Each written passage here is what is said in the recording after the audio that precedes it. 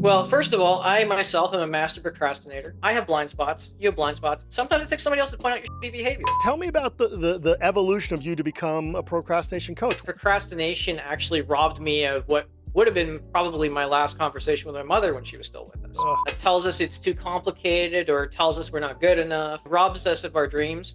Because when you leave everything to the last second, all you need is four or five things to come in right at the last second when that Mhm. first thing is supposed to be done. Mhm. And then you start to get overwhelmed. You start to feel that burnout. You start to get that kind of paralysis going. Within that discussion, we're going to find something more that's going to help you. You're not broken. You are operating based on programming you received from your environment when you were growing up and developing.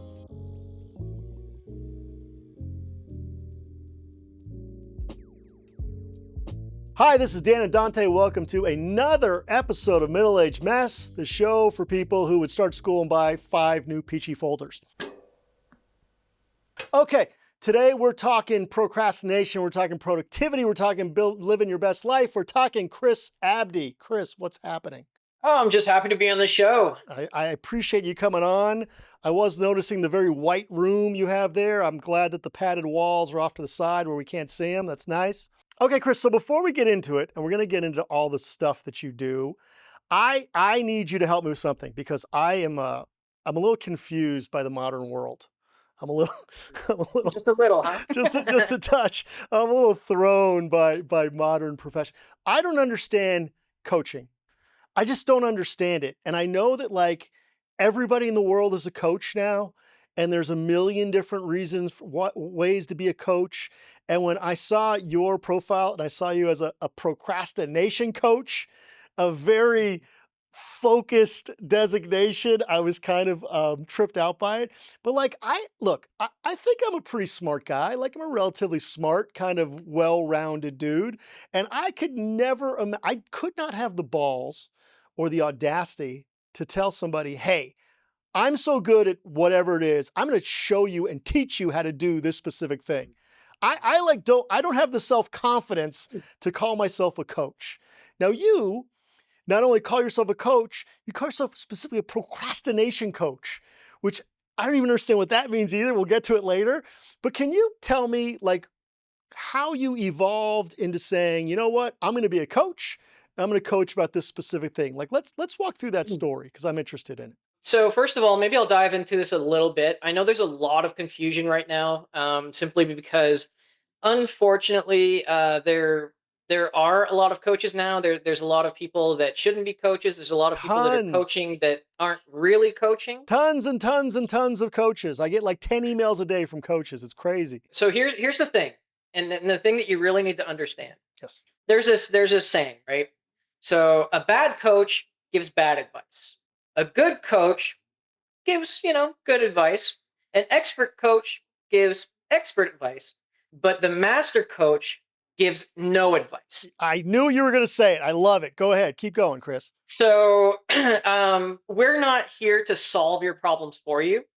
We will go ahead and we'll work through any blockages you have. But it's very much like a sports coach, right? Or like a fitness coach. So when you go to the gym, the fitness coach is going to look at you. They're going to say, okay, here, you can start out with, 10, 15 reps of this. You can do that.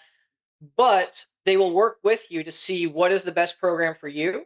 But they can't do the lifting for you. I mean, you can't go into the gym and say, hey, Bob, I want to, get ripped by next summer. Okay, cool. Let's set up and have a plan. But if you don't do the lifting, I mean, I can't lift the weights for you, right? So why would I go ahead and tell you exactly what you should be doing with your life when you're the expert? So look, it's a good analogy, but here's my question though. Like a fitness coach can be a kinesiologist. He can be certified with, weight training. Oh, there's all sorts of athletic disciplines that he could know, that he could be certified in, that he can have education on. You're a procrastination coach. Okay, using you as the example, right? Now, I am one of the very few people on the planet. I never procrastinate in my life. I do not have that gene. Exactly. It's fucking weird. I agree. And my daughter is exactly the same. We never procrastinate, which is good. Okay. But that doesn't make me be able to go and talk to somebody who does procrastinate and say, hey, let me show you what I do or what you should not do. Like, how did you say, I have a whatever. I have a program. I have training. I have the ability to tell people how not to do this thing that they're struggling with. Right. Well, first of all, I myself am a master procrastinator. Okay, so Okay, I know what okay, it's like. okay. High Those school. who can't do teach, and those who can't teach teach PE. So you're right on, you're right on brand. I do love that. But so how it really came to light is that I've been coaching for pretty much my entire professional career. It's Okay. just that I never had the title. The way that it really boiled out is that I wanted to change in my life, and I was always in professional development roles. I was in customer service. I was in business development after that, managing. But I was always managing people and always managing productivity levels, burnout, processes, all this kind of things. And a lot of it actually does, stem from procrastination. But I really honed in on procrastination as a pain point. I'll get into this a little bit later, but there's the five main archetypes. We'll get to that later. I'm just on the concept of how you became who you are today. That's my first point here. Right. So all through high school, I was a master procrastinator. I left assignments to the last minute. Key example, and actually I benefited from it. So I had no consequences. So this became a habit in my life. What happened is all through high school, I put off my assignments to the end, right to the end, last minute. We had 2 years, 2 years, Dan. I had 2 years to do 12 art projects. And guess who did them in one Sunday night in his garage Yeah. before the Monday morning before the unveiling of like this mock art gallery that we had to present at. Yep. I understand. And so I did that. And my saving grace was, well, for lack of a better word, I was very creative. I was able to talk my way out of it and through it, Right on. and I actually got a better grade than the guy who was kind of a friend of mine. I don't think he liked me too much after that. He went to all these extra art I classes. He already spent don't like you, Chris. I'm already pissed off. I got to tell you. so he went to all these extra art classes. He went to the specialized art galleries and all sorts of stuff. And so I got through by just saying that, oh, my art is pathetic art, which is a legitimate art form. I Okay. actually had to Google it while I was sitting there while I was listening to him talk about it. And so That's awesome. I wound up getting a better grade than this guy that came through. And all I said was, well, pathetic art, because really in our world where perfection is the new norm we're all striving for, that is the new mediocrity. It sounds Boom. fantastic. I'm going to use that. I'm not going to give you any credit for it, by the way. I love Oh, that. I don't care if you use it because it's not mine. Anyway, I had no consequence, and so I got a little bit cocky, and 18, getting out into the workforce, I said, oh well, damn, I can slide by and just wait for things to the last minute, and I'll be fine. And that only works to a certain point, because when you leave everything to the last second, all you need is four or five things to come in right at the last second when that Hmm. first thing is supposed to be done, Hmm. and then you start to get overwhelmed. You start to feel that burnout. You start to get that kind of paralysis going. And so I understand the pain that it can cause. And like I said, I'm a master procrastinator. Actually, a sad, sadder part of the story is that procrastination actually robbed me of what would have been probably my last conversation with my mother when she was still with us. Ugh. So yeah, so they told us she was dying. We all knew this, and I avoided going to the nursing home to go see her because it was uncomfortable for me. And so I finally, I was always busy, had better things to do, more important things to do. Shouldn't say better. And I had it penciled in. I was going to go the Monday, and then it was actually over Easter. And so the Sunday night, or I guess Monday morning, she actually passed away before I could go see her. Ugh. And so I know that procrastination robs us of some of our finer moments. It robs us of our dreams. Maybe not in your case, but it robs us of our dreams. It tells us it's too complicated, or tells us we're not good enough, or tells us that it needs to be perfect before it can get out So, there. Chris, but here, you're proving my point, and I'll tell you why. Because we all know these things. Everybody knows these things. I procrastinate a few times in my life. Of course I have. And I know what the negative consequences are. So that's it kind of begs the question of like, how do you become a coach in something that everybody already knows? You're not going to bring any new knowledge. And like for me personally, like, look, I'm a lawyer. I mean, I could teach people how to be a lawyer, but like most of the time, if I'm teaching something to them about like typical life experiences, I think, well, you know as much as me about procrastination or about this or that or your life, how am I going to bring something new? That's my question. Is not, is there a problem? Of course there's a problem. But why does Chris Abdey become a coach whereas Dan and Dante does not? Okay. I'm not trying to offend That you, by the way. I'm sure you're a no, great that's a coach. valid. It's a I'm sure valid you're question. fantastic. I'm just curious. I'm honestly curious about it. It's a valid question, and you're right. It's one of the reasons that I have always said I will not write a book. Why should I write a book? Okay. And the argument I get to that, everybody's giving me the same argument, is that yes, it's the same information, but it's a slightly different way, and it's personalized in my worldview, right? So you have a different view on being a lawyer than say some other person has of being a view on being a lawyer. And as a student or as somebody who's looking to become a lawyer, they might prefer your style as opposed to another style, or maybe the information gets processed slightly different. I Okay. mean, I'm sure we've all had really shitty math teachers in high school or public school. Yeah, that's redundant, right? Every math teacher is a shitty math teacher, but that's beside the Yeah, point. but Sorry, go ahead. whatever. You can replace it with anyone, right? Right, right. But the real job of a coach is not to give you that information. I mean, because you said like most of us already have it and we already know it, but it's really more to unlock that in yourself. It's to really hold a mirror up to your soul, up to your psyche. And we all have blind spots. I have blind spots. You have blind spots. It takes somebody else to point out. Sometimes it takes somebody else to point out your shitty behavior. Mm. Like when you're at a bar, and you're doing something that you think is acceptable, or maybe you don't even know you're doing it, and your buddy says, "Hey, what'd you do this that for?" And you're like, "I don't know." And so you want to figure that out, right? So your definition of a coach is not really a coach. And I'm just making shit up here, right? Because we're just having a discussion about it, right? But Mhm. you're almost like a conversationalist. I mean, you have a conversation about things, as you said, holding a mirror, which is essentially conversing with somebody about something, and maybe in sharing your point of view, they come up with a different way of thinking about what they already know. Does that resonate at all? Or am I just out to Mm. lunch? Which I might be. No, you're kind of right. You're kind of right. What happens is much like when you comb your hair, okay? You know you have hair. You Eh, can't necessarily see the back of your hair, right? I haven't looked at the Hey, back of you my got head. more hair than me, buddy. I I got haven't like looked one at the right back here. of my head in 15 years, but yeah, okay, I got it. Yeah, so exactly right. So when you're combing your hair, you use the mirror so you can see all the angles and make sure that your hair gets down rather than just try to, do it yourself, right? Right. So it makes it easier. It's a really shitty example I'm No, I coming up. think it's a great example. I think it's a great example, and I think it proves the point of that you're not there to bring in some and look, when I think about coach, and maybe this is my own bias, I think about coach, I'm like expecting somebody to teach me something.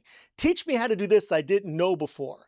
You don't look at it like that at all. You look at Uh, it much differently. You look at it as, hey, we're going to discuss something that we both already know, and within that discussion, we're going to find something more that's going to help you. it's kind of like sports coaches. I mean, when those pro football players hit the field, they know how to play football. Right. The coach is just giving different plays. Right. No, I So think that's good. it's sort of the same. But you're right. I don't like. I hate labels, man. Whenever I work with people, and I work with a lot of addicts and things, I hate labels. I won't go into that. But I only use the word coach because that is how people can sort of wrap their heads around kind of what happens. But you've hit a really key point, is that a coach can be a mentor, where a mentor is going to kind of guide you and kind of tell you best practices in these situations. So a coach can be a mentor, but I think you're thinking more of like a mentor where you want to learn something from somebody, or a guru, right? You want to learn something new. A coach is more, how can I look at this? And because most of the time we have the answers within ourselves, Right. we just either don't want to look at them, or we don't know what we don't know. Mm, Again, that blind spot. mhm. And so, like you said, yeah, I mean, easily I could change my label to a conversationalist. I could change my label to Well, no, it's the eh, right label because it leads into the second part of my question, right? So the first part was like, let's talk about being a coach. And I actually really like your explanation. And I think it's a great explanation to say, look, I'm not necessarily teaching them anything new, but I'm just, like you said, I'm holding up a mirror. We're having a discussion that they're going to look at something maybe differently or maybe better, and they're going to figure some things out. That's fantastic. I love that. But then we go into why, how do you get people to pay you money? Like if you say you're a pro again, I'm going to say it again because it was when you sent me an email saying, "Hey, what's up?" I was like, Jesus Christ, procrastination coach. I got to talk to this guy just based on that concept alone, right? But somebody's got to pay you. I mean, somebody's got to yep. say, I need a procrastination coach. I'm going to send you X number of dollars on Venmo for your assistance. How in God's name do you get people to pay you? It's actually an interesting mix. I am a procrastination coach, but I do a lot based on productivity Mm, and burnout, as I mentioned before. And I do slide in sometimes to business development, but I'm not going to go into that. Just pure coaching. Pure coaching, the ones that I work with, there's five major archetypes of procrastinator. So you got the perfectionist, you have the worriers, you have the dreamers, you have the crisis makers, and then you have the defiers. Now, the people that pay me money, Dan, are the dreamers. Mainly the dreamers. I mainly work with entrepreneurs who they have this idea and maybe they want to get started. Maybe they have already started, but they're running into these limiting beliefs, right? They're running into, I'm just never going to be successful, or I'm hitting a roadblock. I don't think my product's good enough. Maybe I'm worried about what people will think if I start a business. I don't have time to start a business. I don't have time to put into my existing business. I don't have time to, be a stay-at-home dad or stay-at-home mom and do my business. I think the only one you said that pays the dreamers, that's the only one that has kind of a positive bent on it, right? The other ones you said, worriers and deny whatever. Oh, the defiers are actually I get a lot of defier clients. Okay, Not actually for them specifically, but for their children. The defier is essentially the archetype of procrastinator where we don't like being told what to do. Okay? And to some extent everybody's like that, but especially children, right?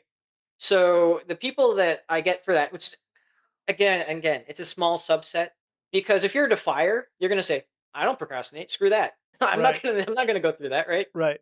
But what it is you want autonomy, right? You want to feel like you're in control, which is Most most children. They people, want to push in, right? for But sure, most most most men. people in general. Yeah, So, and actually, I love dealing with those because they're the easiest cases, especially in adults. In adults, is it's as simple as saying, "Okay, I have to do this," and then you get that like that clench, right? You're like, "I have to do it." What? So then what happens is you just switch that mindset. I get to or I choose to.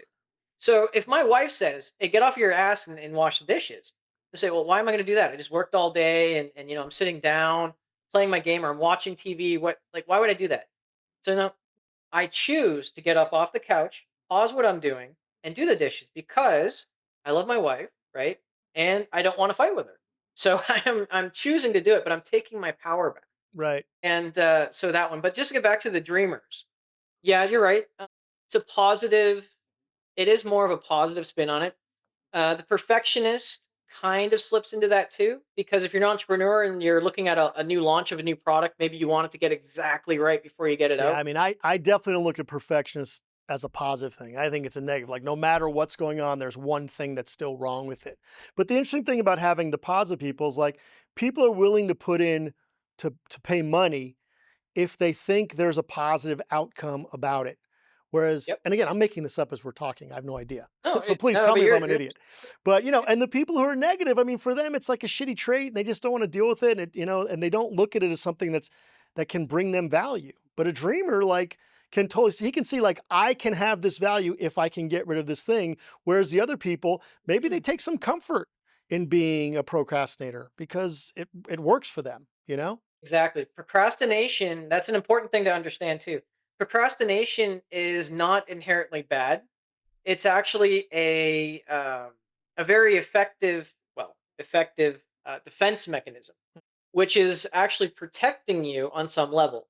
Again, the human brain is interesting because it's a hold off from evolution. It's the same principles where you get anxious when you take a test. You get anxious when there's a gun to your head. The brain doesn't know the difference. The reactions are the same. So what happens is when you're looking at procrastination. you have to understand that not everybody comes at it the same way either. There are other coaches out there that are very much into the fear marketing, which is, if you procrastinate, you're going to lose your job. If you Mm. procrastinate, you're going to, if you don't pay your bills, you're going to, be homeless or whatever. Feeding into the negative stereotypes of the people who don't Mm, pay anyway. Those fucking yeah. idiots. I hate them all. Yeah. I Well, only have I've seen one a lot of procrastination coach I'm going to from now on, Chris. It's just you. You're it. You're my guy. appreciate that, Dan. Appreciate that. So, but I mean, you're absolutely right. And there's a huge stigma just in general, right? And the two hurdles really are, yeah, what is it, right? So what is in it for you to work with, say, a procrastination coach? Again, you haven't procrastinated. You say you haven't procrastinated, so maybe trying to look at an example here.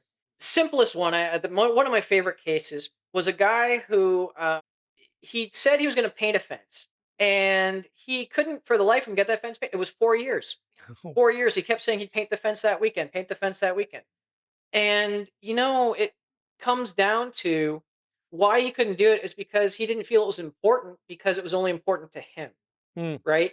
So underneath procrastination can be all these other issues like self doubt, self worth, Well, yeah, I would think procrastination is validation. never in a vacuum, right? It's all like No, you said with the 5 archetypes. There's always something that's going on that makes you not want to do something, you know?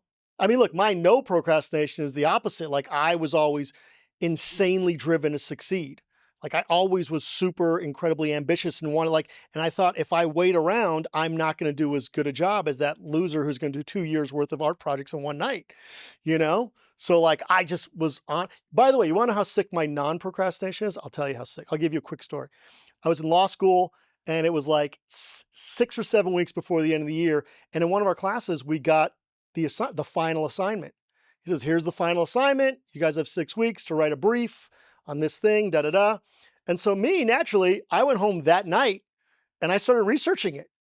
And like I had created an outline that night of the entire brief that I was going to write, and I was going to finish it that weekend. I was going to be done. I'd have 6 weeks of like not going to that class again.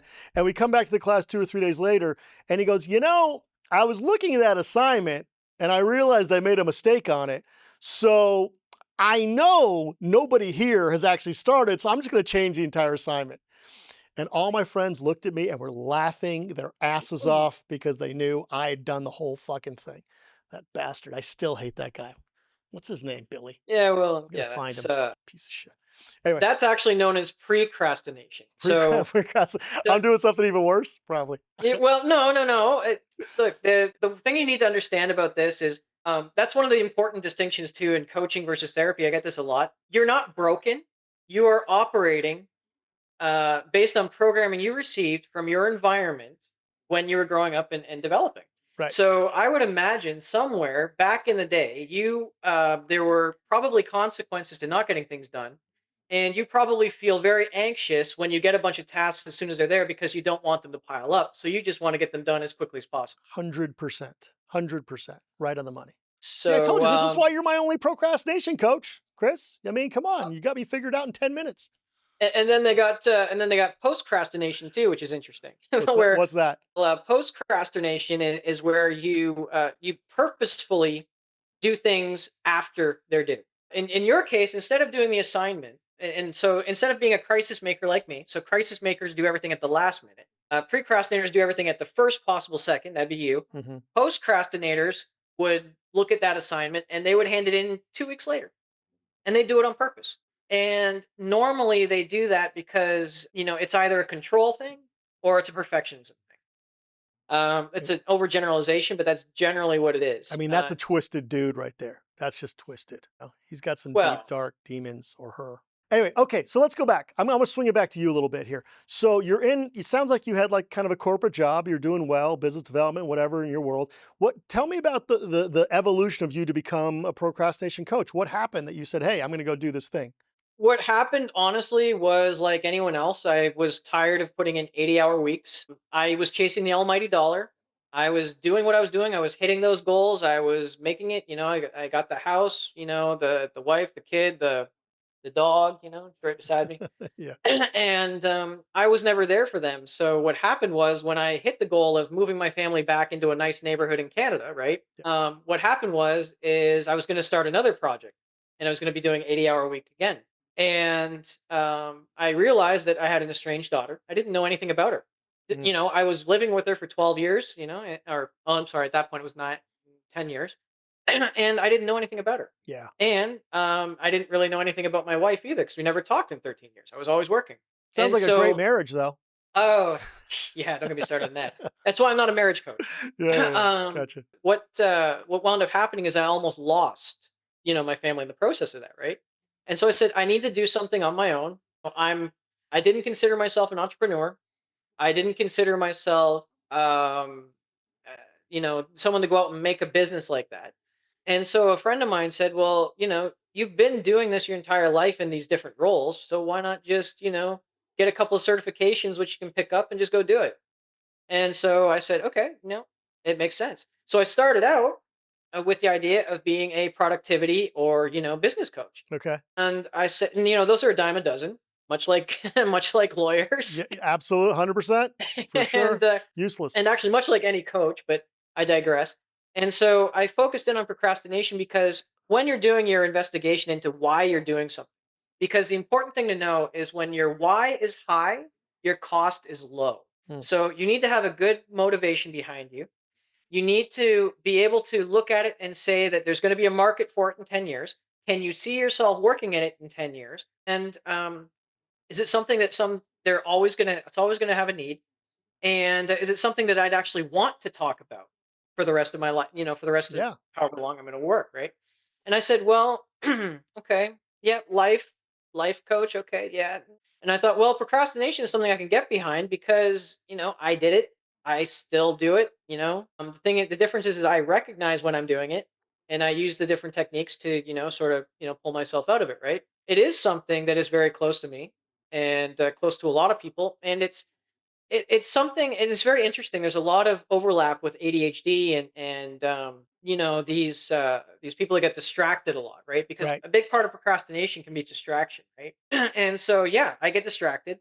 I don't think I have ADHD. Never been tested, but there's lots of people that do, and it's not that they procrastinate on purpose, it's that they just get distracted.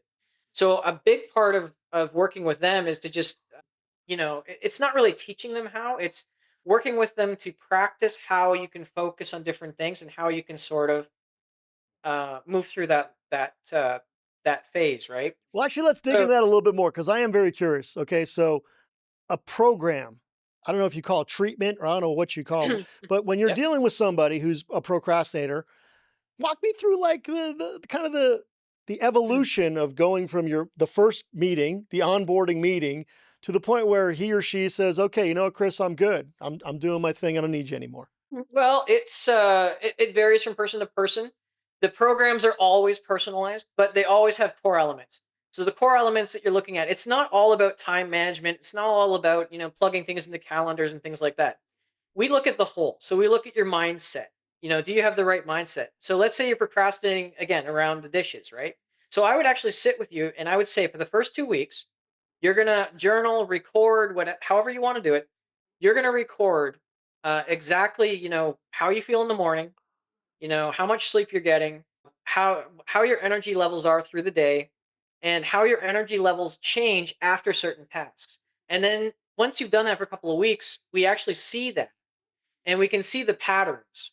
the patterns emerging. So okay, when I do the laundry, I can't do it. Okay, all right, let's focus on that. So then you say, okay, and this is just pulling threads. So you always pick a spot. So once you've got your mindset right, your energy levels right, maybe diet, sleep patterns, whatever, then you move into those specific things, specific tasks. Okay, so I want you to walk me through when you're doing this laundry. All right, great. Putting the laundry picking it up and putting it in there. Yeah, I'm okay. Washing it. Yeah, I'm okay. Wait, yeah, I'm okay with that.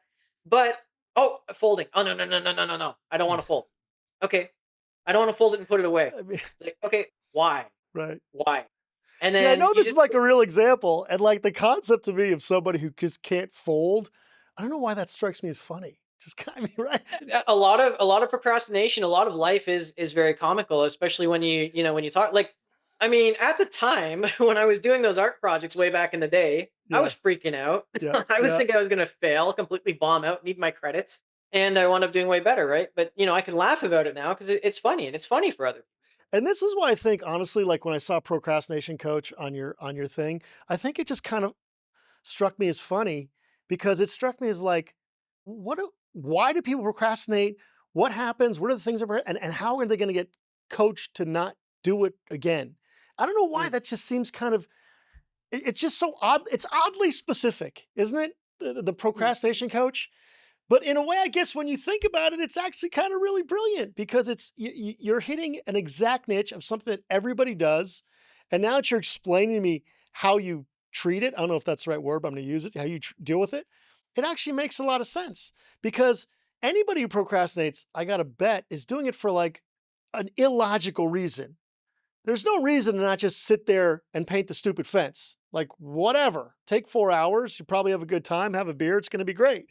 But for whatever reason, that guy's brain got all jumbled up with messages of why it didn't work or why this other guy couldn't fold the clothes. And I guess when you're dealing with an illogical thing, to talk to somebody in maybe a rational, kind of more thought out manner, it's hard to justify the irrationality. And maybe that's part of the way you break through. In some cases, I'm sure that's a factor. In other cases, it's as simple as making it as easy for you as possible because we are creatures of comfort. So honestly, it's like, well, okay, what aspect of the folding do you not like? Well, it's putting it away. Well, why? Well, because I have to, move other things out of the way, or I have to organize it, or whatever, right? So you just find a way to make it more attractive. So there's things like gamification. Everybody loves that because we all like our gold stickers and the badges and whatever else, right? So there's gamification, rewarding yourself, looking at the reason why you're folding and putting it away. Mhm. Well, okay, what's your reason for it? So maybe you've got clean clothes. So maybe what it is, and this is a real thing. Maybe what it is you're like, I did my job. The clothes are clean. Why do I have to put them away? I'm just gonna get them out again. Like, why would I do that? Just so it becomes a thing of convenience, right? Yeah. I'll admit, I when I was a bachelor, I washed my clothes and they stayed in the hamper. I never really folded Well, we're anything or guys. I mean, that's in our DNA. We can't really stop that. yeah, I know, but you see where I'm going with it, right? It's Yeah, because totally. it was convenient, right? Yeah, totally. So, but this becomes a problem when you enter in relationship dynamics, right? So, or space dynamic, or whatever dynamic, right? And so, again, people don't tend to really look at it unless it's causing some sort of pain or discomfort in them, and that's sort of where you kind of have to kind of look at it, logical or not, or illogical or not. I mean, most things are illogical. Billy, I Uh, think I need a procrastination coach. I think I do. You know, Chris has flipped me. He's totally flipped me. I brought you on because I was so fascinated by the title. And now that we're talking about it, like it now, it totally makes sense. Like everything you're saying makes complete sense. Chris, where do people find you, Chris? How do they get in touch with you? What are the types of people who like your sweet spot? Tell me my listeners who are going to definitely need your services. Oh, again, my sweet spot are the dreamers because again, I myself am a dreamer as well. And the dreamers are, entrepreneurs, or maybe they want to start something, or maybe they just want to get creative. Maybe they want to make a podcast. They don't have time, or maybe they get bogged down. A lot of times, dreamers are, they love thinking about it, think about doing it. But then when it comes to doing it, it's like, oh, boring, or oh, I don't know how to do it, or I'm not interested anymore because I just did it in my head and, I'm good because I had that image in my head and now I'm good, right? I got it. So I love working with dreamers because they build things and then they go out and normally they help other people, not the guy that made the pet rock with the USB cable, but most dreamers Right, come up with something that's actually kind of useful, right? right. So that's kind of my sweet spot. You can find me on LinkedIn. I'm the only Chris Abdey Okay. on LinkedIn. That's the easiest way to find me. Do you have a Or website? my You have a website? yep, I do have my website. It's Mm, www.procrastinationstation.ca. And there's actually a quick quiz on there. If you're not sure kind of what you're dealing with, or what you're looking at in terms of your procrastination, there's a very short quiz there, 8 questions. It'll tell you which of the 5 archetypes you're most likely in. And then right after that, there'll be a calendar link. You can schedule an hour consultation with me free of charge. And I'll go through, I'll explain it to you. If you need it explained, again, you said most of this is common sense. If you need to explain it to you, and we'll actually go through some steps that you can take. And if you work with me or not, at least you'll have a little bit more understanding about yourself, maybe, or maybe somebody else that you've seen this behavior in before. That's awesome. Chris, I love talking today because I came on with one certain idea. I was going to talk a little bit of shit, and then you flip me. I mean, you explained it in a way that makes a lot more sense to me, and I think what you're doing is great. It's fantastic. And you're Canadian. You're too nice. I can't talk shit to a Canadian. It's impossible. So anyway, thanks for coming on today. I appreciate your time. Everybody, go check him out at Chris Abdey, Chris Abdey, and procrastinationstation.ca. Don't forget to like and subscribe for Middle Age Mess, and we'll see you next time. Thanks so much.